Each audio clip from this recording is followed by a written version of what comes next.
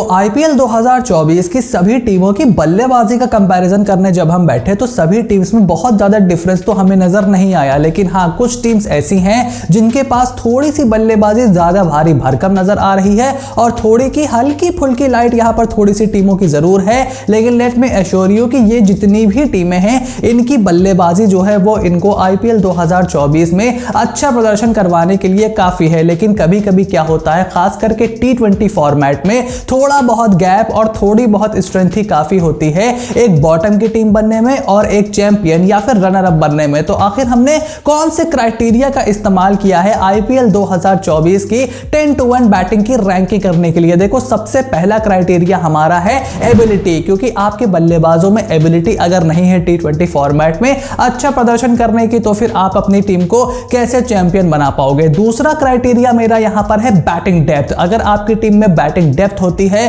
जिस तरीके से हम देख रहे हैं in the modern T20 era सभी टीम बैटिंग डेप्थ चेस कर रही हैं, तो बैटिंग डेप्थ आपकी टीम को और ज्यादा स्ट्रांग बनाने के लिए और बल्लेबाजों के खुलकर परफॉर्मेंस करने के लिए सबसे ज्यादा जरूरी है। वही तीसरा क्राइटेरिया यहां पर है वैरायटी। आपकी टीम में क्या टॉप ऑर्डर में पेस हिटर है, क्या मिडिल ऑर्डर में आपके पास लेफ्ट हैंडर स्पिन हिटर हैं, और क्या अलग अलग कंडीशंस में अलग अलग सिचुएशन में आकर के परफॉर्मेंस देने वाले मैच विनिंग बल्लेबाज किस टीम में कितने हैं वो हमने यहां पर इस्तेमाल किया है। और चौथा क्राइटेरिया हमारा यहां पर है एडेप्टेबिलिटी की अलग अलग कंडीशंस में जाकर के क्या आपके बल्लेबाज रन बना सकते हैं, क्या उनसे दिल्ली में रन बनेगा, क्या उनसे चेपॉक में रन बनेगा, क्या लखनऊ में आकर के वो रन बना सकते हैं। ये भी एक बहुत ही इंपॉर्टेंट क्राइटेरिया होने वाला है। और पांचवा क्राइटेरिया हमारा यहां पर है बैकअप्स की भाई एक दो प्लेयर तो ठीक है आपके लिए अच्छी बल्लेबाजी कर रहे हैं, लेकिन अगर उनको कुछ इंजरी या फिर फॉर्म का मसला हो जाता है तो क्या आपके पास क्वालिटी बैकअप्स हैं। And let me tell you कि बहुत सारे टीम इस क्राइटेरिया में बिल्कुल फेल हुई हैं और वही उनके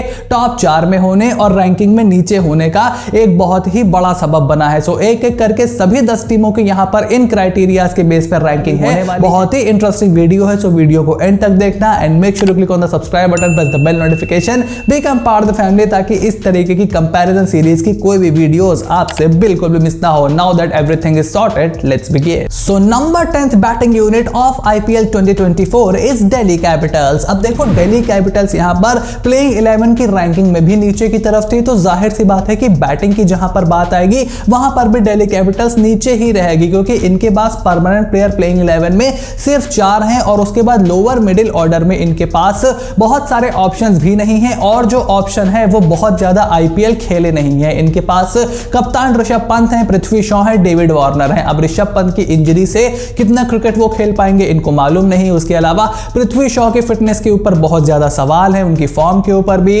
मिचेल मार्श के साथ जो ऑलराउंडर्स में है वो भी सेम केस है। उसके अलावा अक्षर पटेल, ललित यादव, विकी ओसवाल, तो ऑलराउंडर्स आपको बहुत ज्यादा कॉन्फिडेंस दे नहीं रहे हैं। ले दे के मिचेल मार्श जो कि हर मैच में आपके लिए बॉलिंग नहीं कर पाएंगे और अक्षर पटेल का ऑप्शन ही आपके पास है। उसके अलावा आपके पास यश ढोल है, स्वस्तिक चिकारा है और हैरी ब्रुक है। शाय होप को आप लेकर के आए हो फिल सॉल्ट को हटा करके, तो वो भी मेरी समझ में बहुत ज्यादा नहीं आया। रिकी भुई इनके पास है, तो बहुत ज्यादा विकेट कीपर बल्लेबाजों से टीम ऑब्सेस नजर आ रही है। और इनकी बैटिंग ऑर्डर को अगर देखा जाए प्लेइंग 11 में तो मेरे हिसाब से Prithvi Shaw, Warner, Mitchell Marsh, Rishabh Pant, Harry Brook और उसके बाद सुमित कुमार हमें दिखाई देंगे और नंबर 7 पर अक्षर पटेल आएंगे। उसके बाद बैकअप में आपके पास ट्रिस्टन स्टब्स हैं, शाय होप हैं। इंडियन प्लेयर आपके पास कोई भी बड़ा बैकअप में है नहीं जिसको लेकर के आप बहुत ज्यादा एक्साइटेड हो, और इसीलिए दिल्ली कैपिटल्स इस लिस्ट में भी हैं at number 10। The 9th number batting unit of IPL 2024 in my opinion is Rajasthan Royals. अब राजस्थान रॉयल्स का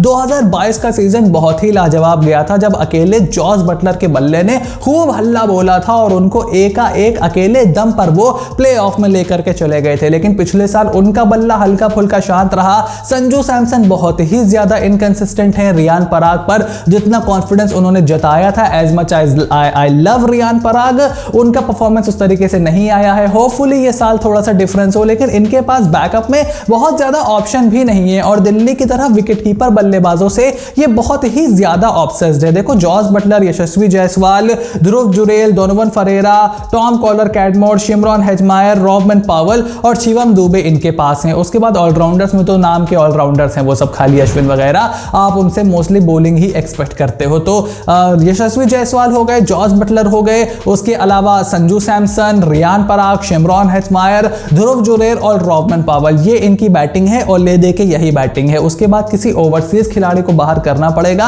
अगर आप अभी तक आईपीएल ना खेले डोनोवन फरेरा और उसके साथ साथ टॉम कॉलर कैडमोर जैसे बल्लेबाजों का इस्तेमाल करना चाहते हो। So there is not much in the Rajasthan Royals tank और ये अपने बड़े बड़े नामों पर ही एक बार फिर से बहुत ज्यादा बैंक कर रहे हैं और इसीलिए मेरी लिस्ट में they are at number 9। The 8th number batting unit of IPL 2024 is Punjab Kings. अब राजस्थान रॉयल्स और दिल्ली कैपिटल्स तो वैरायटी के साथ साथ बैकअप्स की क्राइटेरिया में पूरी तरीके से फेल हो गए हैं, लेकिन यहां पर अच्छे ऑप्शन जरूर है पंजाब किंग्स के पास। और जैसे कि मैंने बताया कि मिडिल ऑफ द टेबल की जो टीम्स हमने यहां पर रखी हैं उनके बीच में चूज करना बहुत ही ज्यादा डिफिकल्ट था, क्योंकि यहां पर शिखर धवन है, उसके साथ हरप्रीत भाटिया है, रायली रोसो नए इनके पास आ गए हैं, बेयरस्टो होपफुली अवेलेबल होंगे, उसके बाद जितेश शर्मा, ऑलराउंडर्स भी ढेर सारे हैं, लियम लिविंगस्टन है, सैम करन है, सिकंदर राजा है, उसके अलावा क्रिस वोक्स का एक ऑप्शन इनके पास है, हर्षल पटेल को भी मैंने ऑलराउंडर की लिस्ट में ही रखा है। तो बैटिंग डेप्थ हर्षल पटेल के आ जाने से इनके पास जरूर है, टॉप ऑर्डर में एक्सप्लोसिव बैट्समैन इनके पास जरूर है, लेकिन उसके अलावा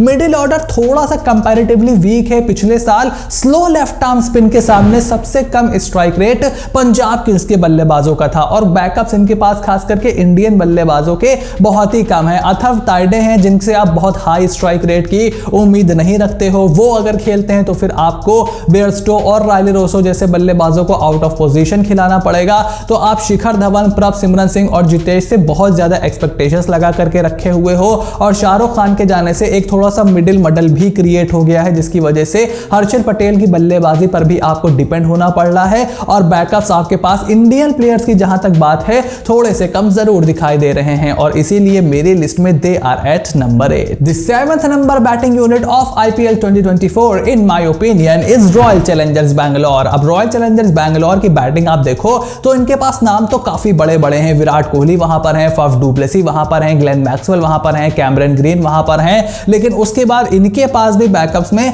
कोई बहुत हाई क्वालिटी ऑप्शन नहीं है जहां तक इंडियन प्लेयर की बात है। इनफैक्ट विराट कोहली को अगर हटा दो तो इनकी जो प्लेइंग 11 भी आप बनाओगे तो उसमें फिर आपको दिनेश कार्तिक का ही एक नाम छोटा मोटा दिखाई देगा और उनकी भी फॉर्म पिछले साल भी अच्छी नहीं थी, बहुत ज्यादा क्रिकेट वो खेलते नहीं है। उनके अलावा अनुज रावत हो गए, महिपाल लोमरोर हो गए, सुयश प्रभु देसाई हो गए, ये सारे ऑप्शन ही यहां पर है रॉयल चैलेंजर्स बैंगलोर के पास और बैटिंग डेप्थ की भी एक समस्या हो सकती है। इसीलिए शाहबाज को ट्रेड कर देना मुझे थोड़ा सा अटपटा जरूर लगा था, वो होते तो थोड़ा सा शायद इनकी रेटिंग यहां पर और बेटर हो सकती थी। उसके अलावा Cameron green out of position bat कर रहे हैं और रजत पाटीदार इनके जो एक इंडियन प्लेयर हैं उनके ऊपर ये बहुत ज्यादा डिपेंड कर रहे हैं और वो भी अभी इंटरनेशनल क्रिकेट नई शुरू कर रहे हैं, तो कोई बहुत बड़ा नाम उनका भी नहीं है। तो विराट कोहली हो गए, फफ डू प्लेसी हो गए, Rajat Patidar, Maxwell, green, DK और इसी राइट हैंड मोनोपोली को ब्रेक करने के लिए मैंने यहां पर महिपाल लोमरोर को डाला है। आप चाहो तो अनुज रावत को डाल सकते हो, बट क्वालिटी इंडियन बैकअप इनके पास बहुत ज्यादा है नहीं, बैटिंग डेप्थ की सुविधा भी इनके पास नहीं है। कैमरन ग्रीन जैसे बल्लेबाज आउट ऑफ पोजीशन बैटिंग कर रहे हैं और 38 साल के दिनेश कार्तिक के ऊपर एक बार फिर से इन्होंने दाव लगाया है और इसीलिए मेरी लिस्ट में they are at number 7। The 6th number batting unit of IPL 2024 is Sunrisers Hyderabad. अब रॉयल चैलेंजर्स बैंगलोर की तरह सनराइजर्स हैदराबाद के जो बल्लेबाज हैं उनके पास भी एबिलिटी बहुत ही ज्यादा है और इनके पास तो आरसीबी से बढ़कर के वैरायटी भी है, लेकिन जो प्रॉब्लम आरसीबी में थी वही प्रॉब्लम इनके पास भी है कि कुछ players out of position bat कर रहे हैं और काफी ज्यादा चॉइसेस के लिए ये यहां पर स्पॉइल्ड हो सकते हैं। अगर आप इनकी देखो बैटिंग ऑप्शंस तो इनके पास Abdul Samad, Aiden Markram, Rahul Tripathi, Mayank Agarwal, Travis Head को इन्होंने जोड़ा है, Anmolpreet Singh, Glenn Phillips, Upendra Yadav और हेनरिक क्लासन का ऑप्शन इनके पास है। पैट कमिंस, हसरांगा, सुंदर, अभिषेक, शहबाज, सानवीर और नीतीश कुमार के रूप में अच्छे ऑलराउंडर्स भी इनके पास हैं। तो बैटिंग डेप्थ यहां पर इनके पास है, वो क्राइटेरिया ये फुलफिल करते हैं। वैरायटी इनके पास है,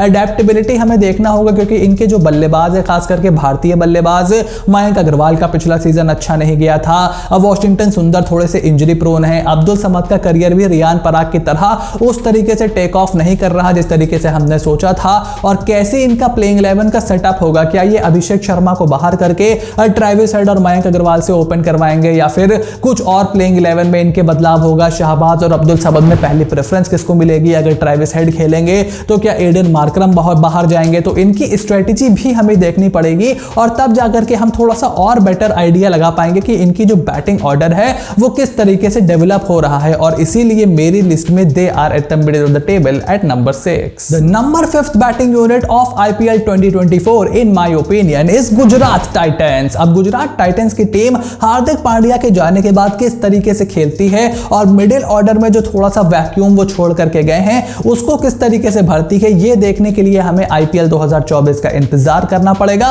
और इसीलिए इनको टॉप 4 में रखने की जगह मैंने इनको थोड़ा सा middle of the table at number 5 रखा है. But this team has lot of potential and lot of Indian batsman as well. अब देखना यह है कि ये वैरायटी किस तरीके से अपनी बैटिंग ऑर्डर का यूटिलाइजेशन कर पाते हैं, क्योंकि इनके पास देखो शुभमन गिल हैं, डेविड मिलर हैं, अभिनव मनोहर हैं, Kane Williamson, Sai Sudharsan, Matthew Wade, Wriddhiman Saha, Robin Minz के रूप में प्रतिभाशाली खिलाड़ी हैं. उसके अलावा राशिद, राहुल, जयंत, विजय, अजमतुल्ला, दर्शन और शाहरुख खान के रूप में इनके पास अच्छे ऑलराउंडर्स भी हैं. इंडियन क्वालिटी बैट्समैन खास करके लोअर ऑर्डर में इनके पास मौजूद हैं. इस वजह से इस टीम की बैटिंग थोड़ी सी हैवी जरूर हो जाती है, लेकिन सिर्फ हार्दिक पांड्या के जाने का एक रीजन है कि ये मेरे लिस्ट में थोड़ा सा टॉप 4 में जगह बनाने से चूक गए. बिकॉज मिडिल ऑर्डर किसी भी टीम के लिए जो मूव कराते हैं गेम को, अगर आपको पावर प्ले में ओपनर्स अच्छी स्टार्ट दे देते हैं जो शुभमन और साहा ने पिछले साल बार बार दी थी, तो उसको आप कैरी फॉरवर्ड किस तरीके से करते हो, ये इनका एक टेस्ट होने वाला है. क्या ये केन विलियमसन को प्रेफरेंस देते हैं, क्या ये विजय शंकर को मिडिल ऑर्डर में प्रेफरेंस देंगे, क्या ये अजमतुल्ला उमरजाई को शुरुआत से खिलाएंगे,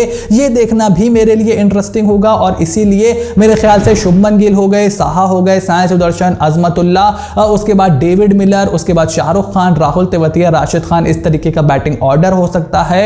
अभिनव मनोहर, विजय शंकर का क्या रोल होगा, वेड कितना खेलेंगे, तो नई स्ट्रेटजी के साथ ये आएंगे तो उसको देखने में थोड़ा सा समय जरूर लगेगा. और इनकी बैटिंग ऑर्डर बहुत ही तगड़ी दिखाई दे रही है, बहुत ही किलर इंस्टिंक्ट इस टीम में है एंड इसीलिए मेरी लिस्ट में they are at number 5. The 4th number playing 11 of IPL 2024 in my opinion is Lucknow Super Giants. अब लखनऊ सुपर जायंट्स के साथ सबसे बड़ा डिसएडवांटेज ये था कि इनके होम ग्राउंड की जो विकेट थी वो बहुत ही ज्यादा स्लो थे. That was not good for T20 format. लेकिन वर्ल्ड कप में हमने देखा कि विकेट थोड़ी सी बेटर जरूर हुई है. हालांकि अभी भी वहां पर गेंदबाजों के लिए थोड़ी ज्यादा मदद होगी, बट इनकी टीम में जिस तरीके के खिलाड़ी हैं वहां पर अच्छी अडेप्टेबिलिटी हो सकती है, तो वो इनके पास एक अच्छा क्राइटेरिया है. वैरायटी भर भर के इनके पास है, डेप्थ भर भर के इनके पास है, ढेर सारे ऑप्शन है. I mean KL Rahul, Nicholas Pooran, Quinton de Kock, Devdutt Padikkal, Ayush Badoni, Ashton Turner, और उसके बाद ऑलराउंडर्स में Hooda, Gautam, Krunal, Kyle, Marcus Stoinis, Prerak Mankad, Yudhvir Singh Charak, David Willie,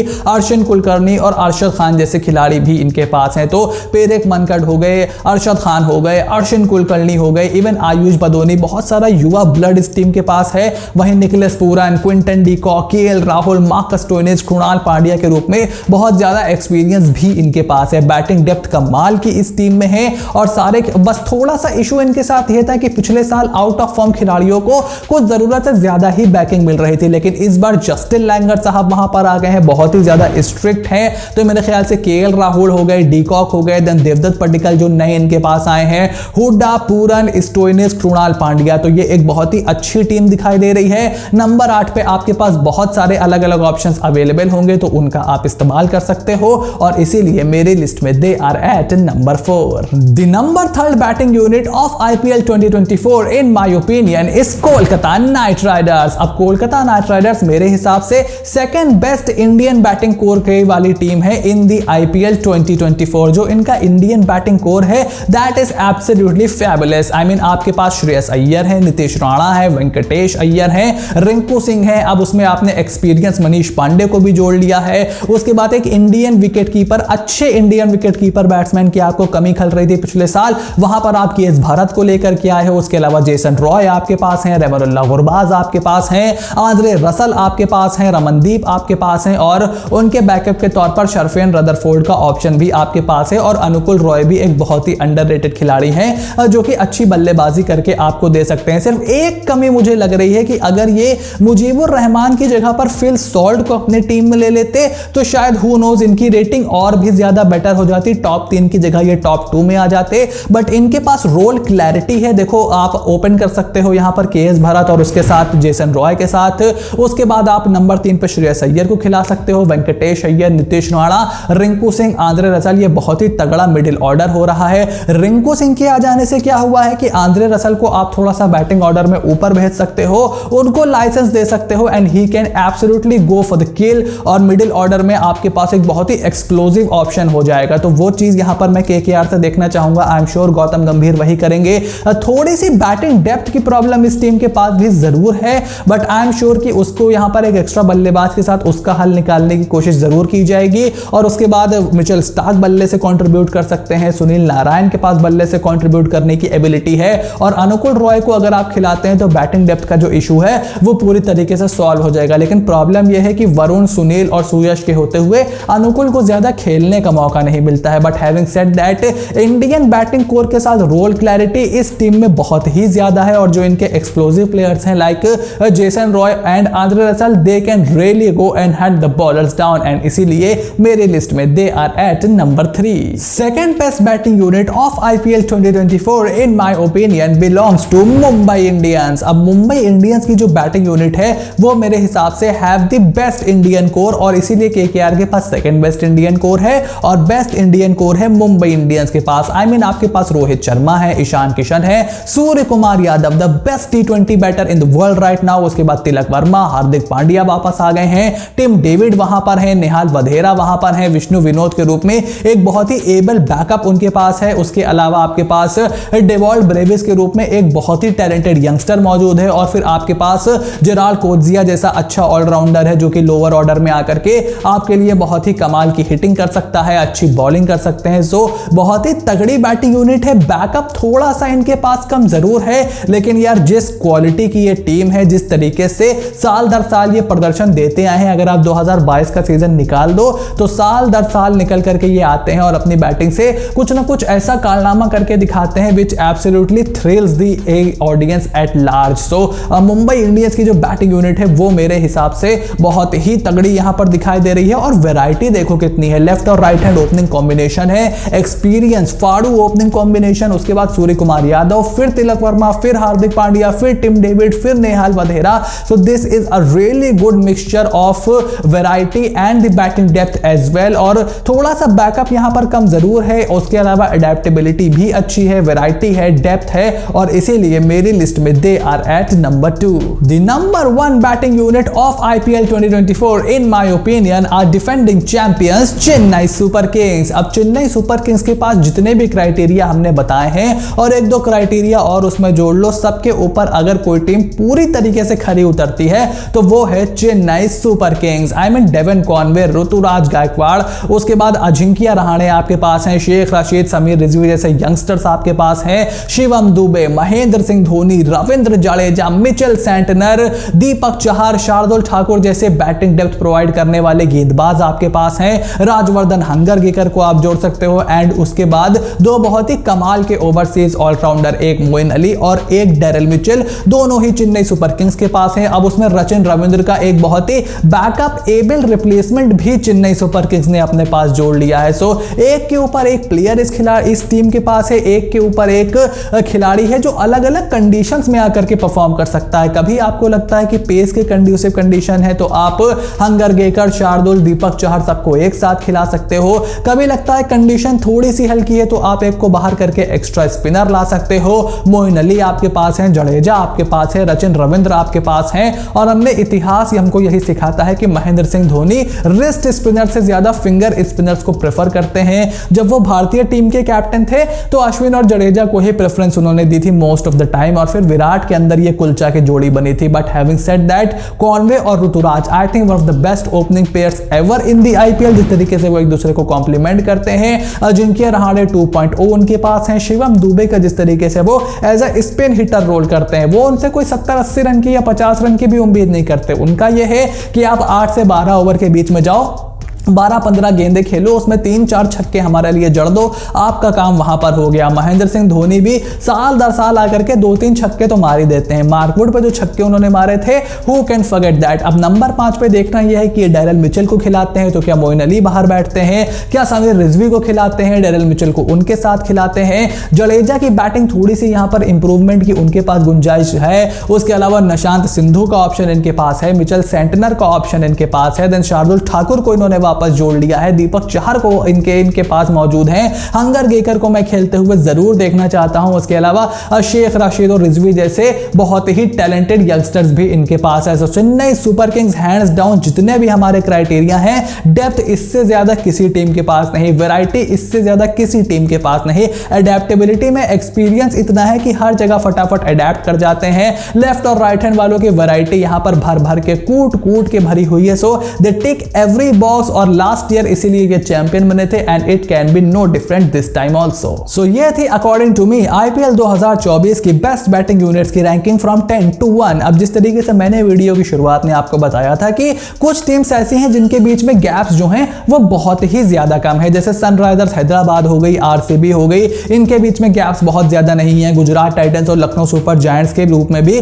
बहुत ज्यादा गैप्स नहीं है। बट आई थिंक केकेआर हो गई, मुंबई इंडियंस हो गई and Chennai Super Kings, these teams are slightly ahead of the other teams simply because इनका इंडियन कोर बहुत ही ज्यादा मजबूत है और बल्लेबाजों में रोल क्लैरिटी इनके पास बहुत ज्यादा है और उसके साथ साथ तीनों ही टीमों की मैनेजमेंट बहुत तगड़ी है। आई मीन एक टीम के पास एमएस धोनी है, मुंबई का तो सेटअप हम जानते ही हैं, एक से बढ़कर एक दिग्गज वहां पर है, वो तो अपने प्रिपरेशन के लिए ही सबसे ज्यादा मशहूर है। और उसके बाद केकेआर के पास भी अब गौतम गंभीर जुड़ गए हैं और वही लखनऊ सुपर जायंट्स का भी पूरा ढांचा तैयार करके आए हैं, तो इसीलिए मैंने उनको भी नंबर 4 पर रखा है। अब आपका जो ओपिनियन हो कमेंट बॉक्स में लिख करके जरूर बताओ, लेकिन उससे पहले make sure to click on the subscribe button, press the bell notification, become part of the family, क्योंकि अभी तो 2 ही वीडियो हमारी कंपैरिजन सीरीज की आई है। आने वाले समय में एक से बढ़कर एक कंपैरिजन सीरीज की वीडियोस ऐसे ही रैंकिंग के रूप में आपको देखने को मिलती रहेगी। So you have to stay tuned for everything that is coming away and I will see you soon in the next video.